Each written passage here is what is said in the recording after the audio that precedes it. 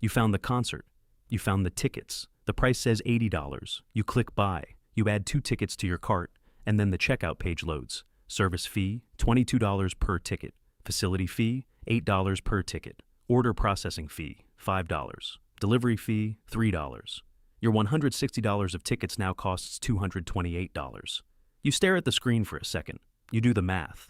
You feel the thing you always feel at a Ticketmaster checkout page, a specific kind of helpless rage that has no outlet. And then you buy the tickets anyway, because what else are you going to do? Not go? That is the entire business model, and a jury just confirmed it was illegal. Let us start with how Ticketmaster got here.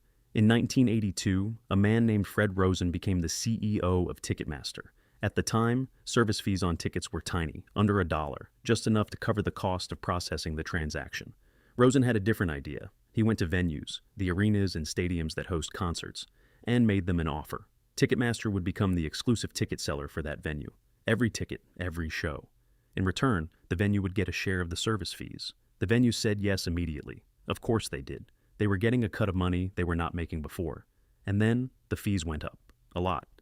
Within a short time, service fees more than doubled. Not because the cost of processing tickets had gone up, because Ticketmaster now had exclusive deals with the venues, which meant artists who wanted to play those venues had to use Ticketmaster, which meant fans who wanted to see those artists had no alternative. The trap was set in 1982.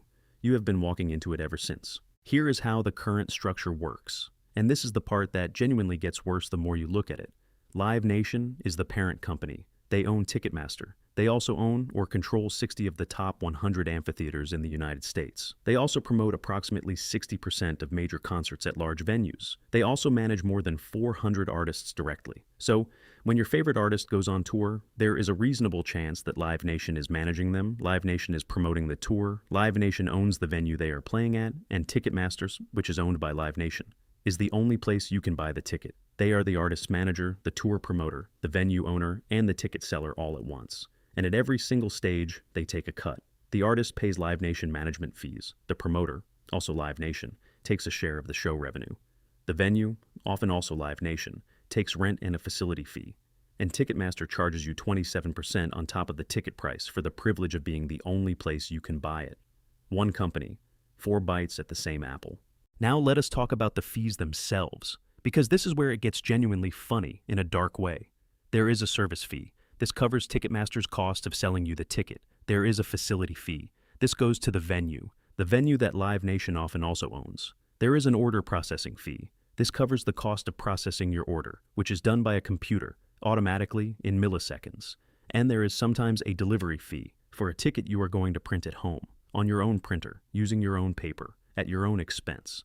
Between 2019 and 2024, American consumers paid $16.4 billion in mandatory fees to Ticketmaster. That is not the ticket price. That is just the fees on top of the ticket price. $16.4 billion in 5 years for fees.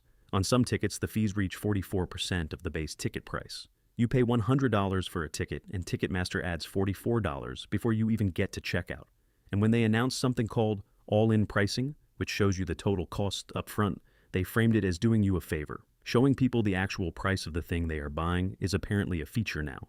Almost half of people aged 18 to 26 skip events because the ticket prices are too high. Not because they do not want to go, because the fees made it impossible. This is the generation that grew up watching artists build careers on social media. The generation that streams music constantly, shares it obsessively, and forms deeper connections with artists than any generation before them. And they cannot afford to see those artists live because a private company decided to add $44 in fees to a $100 ticket. One company, 80% of the market, and the people most affected by it are the ones who care most about live music. Now, here is the part that just happened. On April 15, 2026, a federal jury in New York found that Live Nation and Ticketmaster illegally operated as a monopoly and overcharged fans. The jury found them liable on every single count. 33 states and the District of Columbia had brought the case. The Department of Justice had originally joined, but settled before the verdict. The states kept going. The jury found that Ticketmaster overcharged fans by $1.72 per ticket as a direct result of their illegal behavior. That sounds small until you remember they sell hundreds of millions of tickets. The total damages are still being calculated. Live Nation responded by saying the verdict is not the last word and they plan to appeal, which is true. It is not the last word. But a jury of regular people, after 5 weeks of trial and testimony from dozens of witnesses, unanimously agreed that this company has been breaking the law. So, will ticket prices actually go down?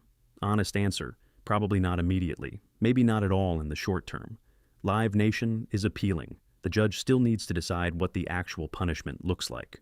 Some states are pushing for the company to be broken up, to force Ticketmaster to be sold off as a separate business. Others want structural changes that stop them from tying their venue ownership to their ticketing deals. Whatever happens, it will take years.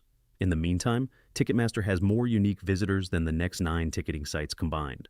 They know you have nowhere else to go. And until the courts or regulators actually force a change, that is not going to be any different tomorrow than it was yesterday.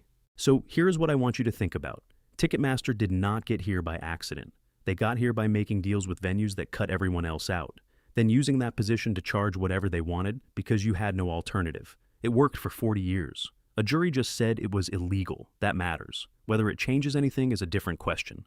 Is what Ticketmaster built a clever business strategy, or just legal extortion that took 4 decades to catch up with?